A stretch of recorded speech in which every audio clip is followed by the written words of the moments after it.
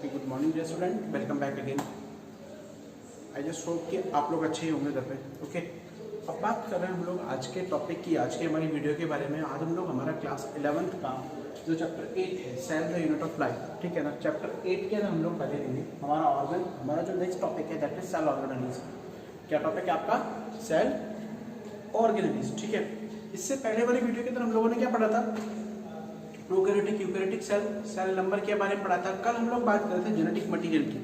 मैंने आपको बताया था कि जेनेटिक मटेरियल बेटा क्या होता है कि वो चीज जो जेनेटिक कैरेक्टर्स को, आनुवंशिक लक्षणों को पीढ़ी दर पीढ़ी ले जाने का काम करता है, वो क्या कहलाता है आप लोगों का? Genetic material. एक्चुअल मानो तो आप लोगों का जो मेन चैप्टर है वो आज से स्टार्ट होगा। मैंने यहाँ पर एक डायग्राम बनाया हुआ है, आप लोग देखोगे कि सर ये डायग्राम क्या है क्या नहीं है, ठीक है। आज हम लोग जनरली बात करें कि सेल ऑर्गेनेलिज क्या होते हैं। सेल्स के ऑर्गन, सेल के ऑर्गन, सेल के ऑर्गन को आप लोग क्या बोलते हो? सेल ऑर्गेनेलिज बोलते हो। अच्छा, अब भाई ये टर्म कैसे आई, किस तरीके से आई? रॉबर्ट हुक ने जब बेटा सेल को खोजा था ना, जब रॉबर्ट हुक ने 1665 के अंदर कॉर्क सेल को निकाला था, खोजा था, डेड सेल थी, लेकिन उसने उस टाइम पता क्या बोला कि सेल जो एक स्मॉल रूम है, छोटा कमरा है। अब भाई साइंटिस्ट होते हैं, साइंटिस्ट ना साइकियाट्रिस्ट, पागल होते हैं, बेवकूफ, ठीक है ना। मैं बात कर रहा हूँ, मैं खुद साइंस का बंदा हूँ, मैं भी पागल हूँ। ओके, अब क्या साइंटिस्ट जो वो मतलब उनका तो क्या दिमाग है, वो कहीं भी किसी भी चीज को कोरिलेट करके बता सकते हैं। उन्होंने ये बताया कि सेल जो है एक स्मॉल रूम है, एक छोटा कमरा है।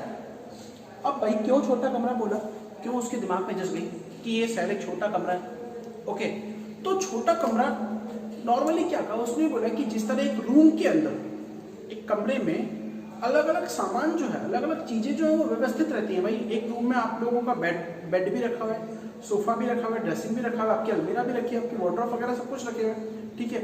इवन आपके बुक्स वगैरह रखी हुई है, हम लोग बात करें स्टडी रूम की बात करें, चेयर टेबल रखा हुआ है, तो ये सारी चीजें एक रूम के अंदर होती है। सेम वैसा ही, सेम एज यूजुअल क्या बोला उन्होंने कि एक सेल के अंदर भी काफी चीजें ऐसी हैं जो व्यवस्थित रहती है, यानी कि अरेंज रहती है, इसलिए उन्होंने सेल को क्या बोला, एक स्मॉल रूम बोला, ठीक है। अब और उन्होंने बोला कि सेल के अंदर भी ऑर्गन इस तरीके से अरेंज रहता है, ठीक है। ये हमने बात कर ली, लेकिन हम लोग बात करते हैं कि ऑर्गन्स है क्या। उससे पहले मैं आपको जनरली 4 टर्म बताता हूँ। पहला है साइटोलॉजी और सेल बायोलॉजी, दोनों टर्म एक ही हैं। काफी बुक्स के अंदर सेल की स्टडी को आप लोग साइटोलॉजी बोलते हो, और काफी बुक्स के अंदर सेल की स्टडी को हम लोग क्या बोलते हैं? सेल बायोलॉजी बोलते हैं। फिर आता है आपका साइटोप्लाज्म।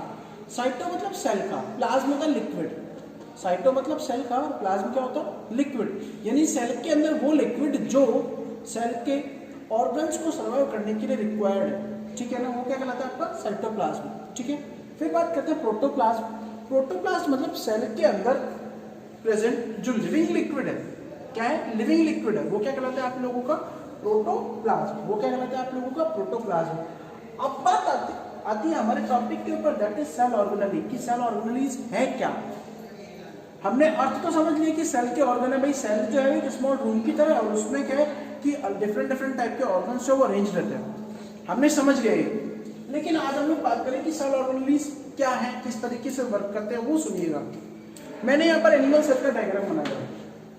हम लोगों ने प्लांट और एनिमल सेल के अंदर पढ़ा था कि प्लांट सेल क्या होती है, एनिमल सेल क्या होती है। एनिमल सेल जो है उसकी सबसे आउटर लेयर जो होती है उसको सेल मेम्ब्रेन या प्लाज्मा मेम्ब्रेन बोलते हैं, ठीक है। चिंता मत कीजिएगा, आपको अब नेक्स्ट वीडियोस के अंदर ये सारे के सारे जो ऑर्गन्स है डिटेल के अंदर पढ़ाए जाएंगे। आज केवल इंट्रोडक्शन है, जनरल इंट्रोडक्शन है सेल ऑर्गेनेलिज का, ठीक है बेटा, जो आप लोगों ने 9th 10th लेवल तक पढ़ चुका है, ठीक है। आप लोग 9th और 10th लेवल तक जो पढ़ चुके हो, हम लोग केवल उन्हीं के बारे में आज चर्चा करेंगे। हम लोग वही पढ़ेंगे जो आप लोग पढ़ चुके हो, कोई नया नहीं पढ़ेंगे। आपका कहीं दिमाग में ये चल रहा हो कि सर नया पढ़ रहे हो, हम लोग को नया पढ़ा रहे हो, ऐसा कैसा चलेगा, ऐसा कैसा चलेगा? एग्जैक्टली मानते नहीं मानते इस बात को? तो हम लोग सेम वही पढ़ रहे हैं जो आप लोग पढ़ चुके हो, ठीक है। सबसे पहली बात करें कि हम लोगों को किसी की भी स्ट्रक्चर देखनी होती है तो हम लोग क्या है कि बाहर से अंदर की तरफ आते हैं। ये तो मैंने आप लोगों को पहली वीडियो के अंदर बता दिया था, जब स्ट्रक्चर, साइज, शेप और स्ट्रक्चर की हम लोग बात कर रहे थे। तो एनिमल सेल है, उसमें आउटर लेयर जो है वो सेल मेम्ब्रेन होती है, हमें पता है। सेल वॉल क्या है? एब्सेंट है। अब सेल मेम्ब्रेन को आप लोग प्लाज्मा मेम्ब्रेन भी बोलते हो, ठीक है। प्रोटीन और फॉस्फेट लिपिड की बनी हुई होती है। क्या काम करती है? एक तो प्रोटेक्टिव कवरिंग की तरह काम करती है, भाई प्रोटेक्शन का काम करती है, ओके। दूसरा एक सेल को पर्टिकुलर शेप देती है, बस। सेल को क्या देती है? Particular shape. अच्छा, अब क्या है कि इस सेल मेम्ब्रेन के अंदर की तरफ जो लिक्विड पाया जाता है उसे आप लोग बोलते हो सेल साइटोप्लाज्म। सेल साइटोप्लाज्म, ठीक है। सेल साइटोप्लाज्म के अंदर आप लोगों का क्या होता है कि नॉर्मली वो लिक्विड है जिसपे सेल के सारे ऑर्गन्स जो प्रेजेंट होते हैं। ओके, नॉर्मली वो लिक्विड है जिसके अंदर सेल के सारे ऑर्गन क्या हैं, प्रेजेंट होते हैं। क्या है बेटा, प्रेजेंट होते हैं, ठीक है। अब बात करते हैं हम लोग कि ऑर्गन कौन कौन से हैं। सबसे पहली बात करता हूं मैं न्यूक्लियस की। काफी बार आपने वर्ड सुना होगा न्यूक्लियस। न्यूक्लियस, इसे आप सेल का बॉस भी बोलते हो, कॉमन वर्ड है, ठीक है ना, कॉमन वर्ड है, याद रखिएगा। इसे आप लोग क्या बोलते हो, सेल का बॉस या कंट्रोलिंग सेंटर। कंट्रोलिंग सेंटर की अगर मैं बात करूं तो हमारी फैमिली का बॉस कौन है, हमारे फादर। भले चाहे वो घर पे ना रहे हो, चाहे कहीं बाहर रहते हो, लेकिन उनको हर एक बात की खबर रहती है, ठीक है। तो ये न्यूक्लियस जो है ये सेल में होने वाली जितनी एक्टिविटीज हैं उनको कंट्रोल करके रखता है। भाई चाबी इसके हाथ में, और आजकल चाबी का गुच्छा जिसके पास है वो मारा नहीं, तो सारे ऑर्गन्स की जो मेन की पॉइंट है वो इसके पास है, न्यूक्लियस के पास। क्या है की पॉइंट, न्यूक्लियस में होता है क्रोमोसोमल वर्टिकल, जेनेटिक मटेरियल और डीएनए। न्यूक्लियस में क्या होता है, डीएनए, और ये डीएनए ही क्या है, सारे के सारे रिएक्शंस को या के सारे ऑर्गन के फंक्शंस को क्या कर रहा है, कंट्रोल कर रहा है बेटा, ठीक है। तो न्यूक्लियस को आप लोग क्या बोलते हो, सेल का बॉस। क्या बोलते हो, सेल का बॉस, या फिर सेल का कंट्रोलिंग सेंटर भी बोला जाता है। आई बात समझ में, क्यों बोला जाता है, क्योंकि सर अब आपसे पूछा जाए कि वाई, आपने बोलते हैं कि न्यूक्लियस को सेल का बॉस बोलते हैं, तो मेरे जैसा अगर उटपटांग कोई आ गया तो वो क्या बोलेगा कि वाई, क्यों बोला जाता है, क्योंकि बेटा ये सेल के अंदर सारे के सारे रिएक्शंस को कंट्रोल करके रखता है। जितने भी ऑर्गन्स काम कर रहे हैं उन ऑर्गन्स की एक्टिविटी को क्या कर रहा है, ये कंट्रोल करके रखता है। एक्टिविटी को क्या करता है, कंट्रोल करके रखता है, राइट। अब बात करते हैं कि न्यूक्लियस के अंदर क्या क्या है। अब एनिमल सेल किस कैटेगरी में आती है बेटा, यूकैरियोटिक की कैटेगरी में आती है। एनिमल सेल बेटा यूकैरियोटिक सेल की कैटेगरी में आती है ना, यूकैरियोटिक सेल की कैटेगरी में आती है। अब ये यूकैरियोटिक सेल है तो न्यूक्लियस क्या होगा, मेम्ब्रेन बाउंड होगा। न्यूक्लियस क्या होगा, मेम्ब्रेन बाउंड होगा, यानी न्यूक्लियस के अंदर क्या होगा, मेम्ब्रेन होगा, ठीक है। और उस मेम्ब्रेन को आप लोग क्या बोलते हो, न्यूक्लियर मेम्ब्रेन। क्या बोलते हो, न्यूक्लियर मेम्ब्रेन, ओके। अब इसका फंक्शन क्या है सर, पहली बात, अब कोई चीज है तो उसका औचित्य तो होगा ही होगा, ठीक है। फंक्शन का मतलब क्या है कि ये नॉर्मली न्यूक्लियस को प्रॉपर शेप देने का काम करती है, पहली बात, ठीक है। सेकंड थिंग, न्यूक्लियर मेम्ब्रेन जो है, इसके साथ एक वर्ड आप लोग बिल्कुल आंखें बंद करके जोड़ दीजिएगा कि ये मेम्ब्रेन जो है डिसकंटिन्यूअस होती है। डिसकंटिन्यूअस मतलब कि लगातार नहीं है। देखिएगा जैसे ये सेल मेम्ब्रेन ऐसी लगातार नहीं है, बीच बीच में पोर है, ठीक है। इन पोर को आप लोग क्या बोलते हो, nuclear pore, NPC, nuclear pore complex, nuclear pore complex, ठीक है। अब इन पोर का काम क्या है, हमें पता है, हम लोग पढ़ चुके हैं, हालांकि 12th क्लास में आप लोग पढ़ोगे अच्छे से कि डीएनए जो है उससे आरएनए बनता है आरएनए, और आरएनए से बनती है प्रोटीन, जो ही आपकी बॉडी के जीन होते हैं। तो डीएनए जो है वो यहाँ पर आरएनए बना देगा, एमआरएनए बना देगा। अब ये आरएनए जो है ये इस मटेरियल से बाहर आएंगे, लेकिन इन रास्तों से। एनपीसी जो है ये आरएनए को या फिर न्यूक्लियस में से कुछ मटेरियल को जाने के लिए रास्ता देने का काम करते हैं।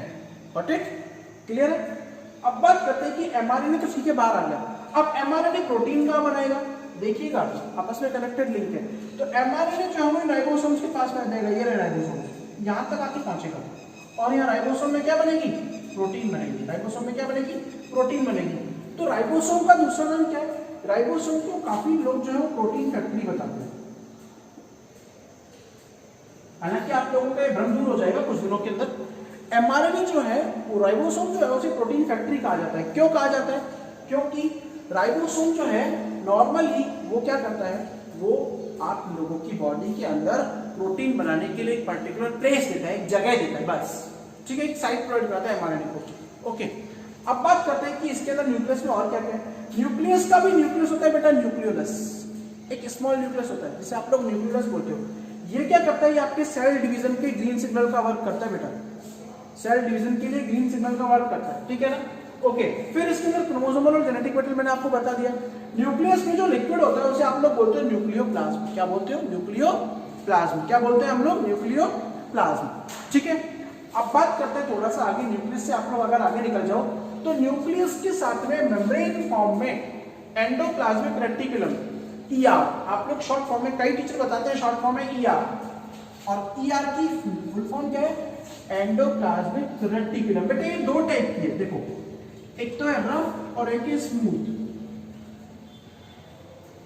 एंडोप्लाज्मिक रेटिकुलम, ठीक है, स्मूथ एंडोप्लाज्मिक रेटिकुलम। एक तो है रफ और एक क्या है? स्मूथ। रफ एंडोप्लाज्मिक रेटिकुलम को रफ क्यों बोला जाता है पहले सुनना, क्योंकि जो इसकी आउटर सरफेस है ये वाली, ये दिख रही है आउटर सरफेस, आउटर सरफेस के ऊपर जो राइबोसोम्स है वो बीड्स के फॉर्म में होता है, कणों के फॉर्म में होता है। बेटा आई बात समझ में? आउटर सरफेस के ऊपर जो राइबोसोम है बीड्स के फॉर्म में होते हैं, वो कणों के फॉर्म में होते हैं, इसलिए इसको हम लोग क्या बोलते हैं? रफ एंडोप्लाज्मिक रेटिकुलम, ठीक है। वाइल अगर हम लोग बात करें स्मूथ एंडोप्लाज्मिक रेटिकुलम की, अगर हम लोग स्मूथ एंडोप्लाज्मिक रेटिकुलम की बात करें, देन इन दैट केस कि उसके ऊपर कोई भी राइबोसोम नहीं है, इसलिए उसका नाम दिया गया स्मूथ। क्या नाम दिया गया? स्मूथ। अब इस ईआर का काम क्या है? एक तो रफ ईआर जो प्रोटीन की सिंथेसिस में हेल्प करती है। क्यों हेल्प करेगी प्रोटीन के फॉर्मेशन में? क्योंकि इसकी जो आउटर सरफेस के ऊपर क्या है? राइबोसोम है, तो प्रोटीन की हेल्प के अंदर फॉर्म करती है। सेकंड थिंग कि ये मटेरियल का ट्रांसपोर्ट करके, प्रोटीन बन गई, लिपिड बन गया तो उसको ट्रांसफर कर देगी। कहाँ ट्रांसफर करेगी? माना कि ये कोई प्रोटीन है, वो इसको गोल्गी बॉडी के अंदर ट्रांसफर कर देगी, ठीक है। अब है भाई गोल्गी बॉडी, गोल्गी बॉडी क्या है? क्वेश्चन तो ये भी आता है गोल्गी बॉडी क्या है? सर आप नए नए ऑर्गन बताते जा रहे हो, तो गोल्गी बॉडी क्या है? गोल्गी बॉडी जो है वो जनरली अगर हम लोग बात करें तो ये प्लेट फॉर्म में होती है, मतलब डिस्क नहीं होती। आप लोग देखो प्लेटें नहीं होती, एक दूसरे के ऊपर लगी रहती है, प्लेट फॉर्म में डिस्क के स्ट्रक्चर है। इसका काम क्या है? केवल और केवल ट्रांसपोर्ट करना। केवल और केवल क्या काम है? ट्रांसपोर्ट। ओके, लेकिन एनिमल बॉडी के अंदर इंपॉर्टेंट फंक्शन है बेटा, ध्यान दीजिएगा। एनिमल बॉडी के अंदर स्पर्म जो कैप होती है, स्पर्म कैप जो है, उस स्पर्म कैप का फॉर्मेशन जो है वो कौन करती है? स्पर्म कैप या फिर एक्रोसोम। आप लोगों ने अगर नहीं पढ़ा होगा तो हम लोग पढ़ेंगे नेक्स्ट ईयर 12th क्लास के अंदर। एक्रोसोम का फॉर्मेशन जो है वो गोल्गी बॉडी ही करता है। वो कौन करता है? Golgi body. एग्जैक्टली आई बात समझ में कि एक्रोसोम का फॉर्मेशन कौन करता है? गोल्गी बॉडी ही करता है। ओके, अब बात करते हैं कि सर गोल्गी बॉडी के अलावा इसमें और क्या है? लाइसोसोम। वर्ड है लाइसोसोम, दो वर्ड से मिलकर बना लाइसोसोम। लाइसिस, किसी भी चीज को तोड़ना, किसी भी चीज को क्या करना? तोड़ना, ठीक है। यानी एक ऐसे जोन्स, जोन्स का मतलब बॉडी, कण, लाइसोसोम्स, जोन्स का मतलब कण या बॉडी। यानी ये क्या करते हैं? ये लाइसोसोम्स जो है लाइसिस करते हैं, तोड़ने का काम करते हैं। ये किसका काम करते हैं? तोड़ने का काम करते हैं, ठीक है। किसको तोड़ने का काम करते हैं? सेल में कोई भी अनवांटेड मटेरियल आ गया, ठीक है। सेल में क्या आ गया? कोई भी अनवांटेड मटेरियल आ गया, कोई भी ऐसी चीज आ गई जो सेल के काम की नहीं है, कोई भी एंटीजन आया, तो उस एंटीजन को डिग्रेड करने का, उस एंटीजन को तोड़ने का काम कौन करता है? आपका लाइसोसोम्स। इससे आप लोग सेल का एटम बॉम्ब भी बोलते हो, एटम बॉम्ब। अब आपके माइंड में क्वेश्चन आ रहा होगा कि सर आप नए नए वर्ड क्यों सिखा रहे हो? अभी तक तो हम लोगों ने सुसाइड बैग सुना था, अभी तक आप लोगों ने यहां पर क्या वर्ड सुना था? सुसाइड बैग, सुसाइड बैग, आत्मघाती थैलियां, वो भी बताऊंगा, ये भी बताऊंगा। अच्छा, एटम बॉम्ब का मतलब पता है क्या है? कोई भी ऐसा पैथोजन आया कि ये सेल के अंदर क्या होता है कि नॉर्मली अगर सेल जो है वो खुद के ऑर्गन्स के ऊपर उसको ट्रस्ट नहीं रहा, तो ये अंदर फट जाते हैं, पूरी सेल को नष्ट कर देते हैं। क्यों? क्योंकि इसमें लाइसिस एंजाइम होते हैं, ठीक है ना, इसलिए इसको एटम बॉम्ब बोलते हैं। आई बात समझ में?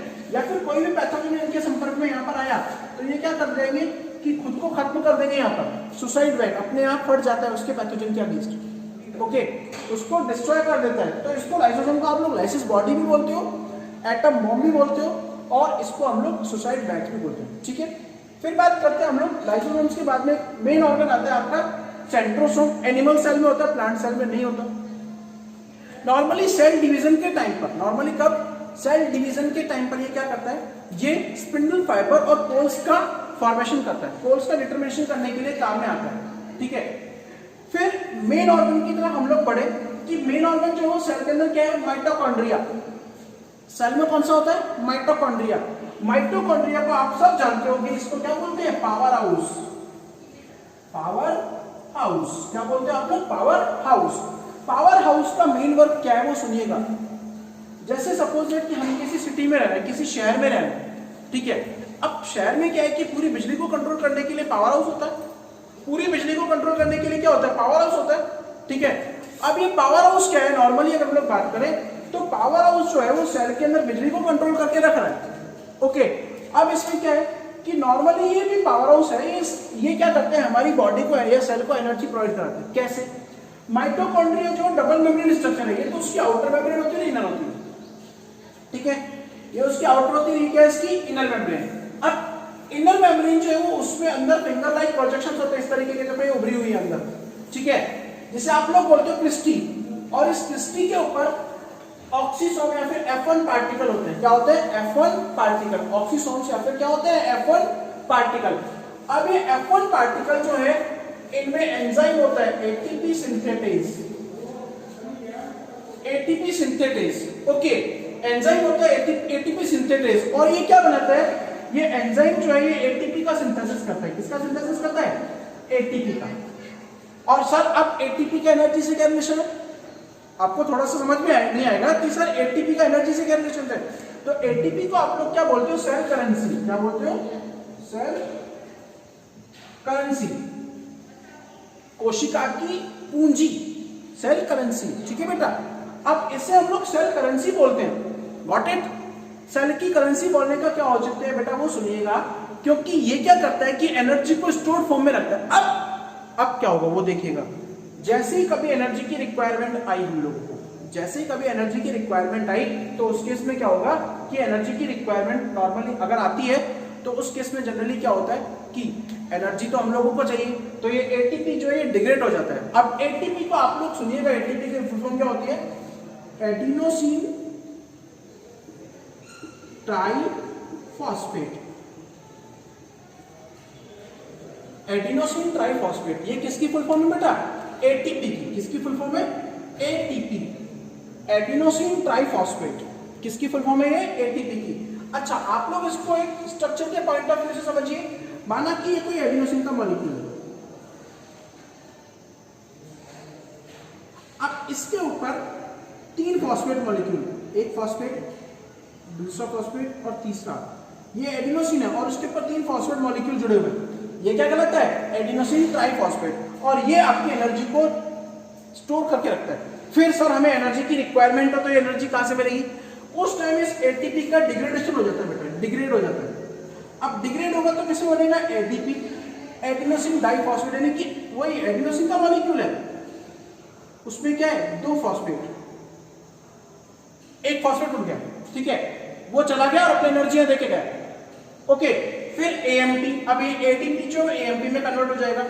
एडिनोसिन मोनो, मोनो होता है सिंगल, इस तरीके से, ठीक है, यानी ये सिंगल फॉस्फेट जुड़ जाएगा। तो इस तरीके से क्या है कि ये मॉलिक्यूल जो है टूटते रहते हैं। तो यहाँ एटीपी का फॉर्मेशन कौन करता है? ऑक्सीसोम। ऑक्सीसोम का यहाँ पे माइटोकॉन्ड्रिया में। अच्छा, एनर्जी का प्रोडक्शन होने के कारण, सुनिएगा मेरी बात, एनर्जी का प्रोडक्शन होने के कारण इसे आप लोग क्या बोलते हो? Power house of the cell. Cell का पावर हाउस, पावर, शक्ति, ऊर्जा, क्योंकि हम लोगों को हर काम को करने के लिए क्या रिक्वायरमेंट होती है? पावर रिक्वायरमेंट होती है। एग्जैक्टली। अब बात करते हैं कि सर पावर हाउस तो है, लेकिन ये माइटोकॉन्ड्रिया का एक और रोल है। इसके पास इसका खुद का सर्कुलर डीएनए होता है। अब सर्कुलर डीएनए, हाफन बोला है बेटा, खुद का काम खुद कर रहा है, किसी का कोई मतलब नहीं है, कोई इंटरप्ट नहीं कर सकता। ये मजाल क्या कि ये डीएनए इसके अंदर इंटरप्ट कर जाए। आई बात समझ में? इस सर्कुलर डीएनए की खुद का सेल्फ डीएनए होने के कारण जो माइटोकॉन्ड्रिया है वो क्या कहलाता है? Autonomous organ. ऑटोनोमस ऑर्गन, ठीक है, ऑटोनोमस ऑर्गन। वो क्या कहलाता है आप लोगों का? Autonomous organ. कहने का मतलब क्या है कि इसके ऊपर सेल के डीएनए का कोई भी इंपैक्ट नहीं पड़ता। तो आज मैंने आप लोगों को क्या बताया? सेल ऑर्गेनेल्स के बारे में बताया। नॉर्मली इनको हम लोग सब डिटेल में पढ़ेंगे। सेल ऑर्गेनेल्स के बारे में अगर हम लोग बात करें तो रॉबर्ट हुक ने जब सेल को डिस्कवर किया था बेटा, उसने क्या बोला? सेल एक स्मॉल रूम है, छोटा कमरा है। क्या है? क्योंकि उसके अंदर सारे के सारे ऑर्गन्स जो प्रेजेंट रहते हैं। एग्जैक्टली। अब हम लोग बात करें कि ऑर्गन प्रेजेंट है, तो फिर मैंने आप लोगों को सेल बायोलॉजी, साइटोलॉजी, साइटोप्लाज्म और प्रोटोप्लाज्म के बारे में बताया। भाई cell biology, cytology, cell wall की स्टडी, साइटोप्लाज्म और प्रोटोप्लाज्म, साइटोप्लाज्म जो सेल के अंदर मटेरियल वो है, और प्रोटोप्लाज्म लिविंग मटेरियल होता है, ठीक है।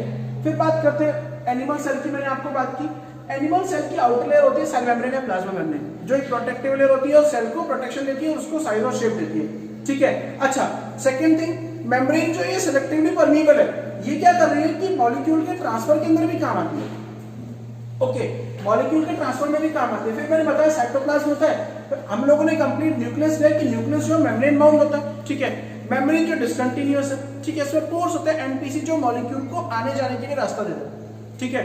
न्यूक्लियस में जेनेटिक मटेरियल होता है आप लोगों का क्या, क्रोमोसोम, जो क्या करता है सेल के सारे रिएक्शन को कंट्रोल करके रखता है, इसलिए न्यूक्लियस को आप लोग सेल का बॉस या सेल कंट्रोलिंग सेंटर भी बोलते हो। फिर हम लोगों ने बात की न्यूक्लियस से आपकी ईआर एसोसिएटेड रहती है, एंडोप्लाज्मिक रेटिकुलम, दो टाइप के, रफ और स्मूथ। रफ के ऊपर राइबोसोम होते हैं जो प्रोटीन फॉर्मेशन में काम आते हैं, स्मूथ के ऊपर राइबोसोम नहीं होते, इसकी स्मूथ सरफेस होती है, एग्जैक्टली। फिर हम लोग बात करें कि इसके बाद क्या होता है कि इसमें न्यूक्लियोसोम होता है, न्यूक्लियोसोम न्यूक्लियस का न्यूक्लियस होता है, राइट। उसके बाद हम लोग बात करें कि इसमें साइटोप्लाज्म है, लाइसोसोम्स होता है। लाइसोसोम्स क्या कर रहा है कि नॉर्मली एटम बॉम्ब की तरह काम कर रहे हैं, बस हो जाते हैं किसी भी पैथोजन की एंट्री के टाइम पर। फिर सेंट्रोसोम है, सेंट्रोसोम के बाद में हमने आप लोगों को बताया मेन ऑर्गन माइटोकॉन्ड्रिया, जिसे आप लोग पावर हाउस बोलते हो। पावर हाउस क्या है, क्योंकि ये एनर्जी का जनरेशन करता है, किस फॉर्म में करता है, एटीपी में। एटीपी क्या बताया कि एडेनोसिन के साथ में 3 फॉस्फेट अगर जुड़ जाते हैं, कौन करता है, ऑक्सीसोम।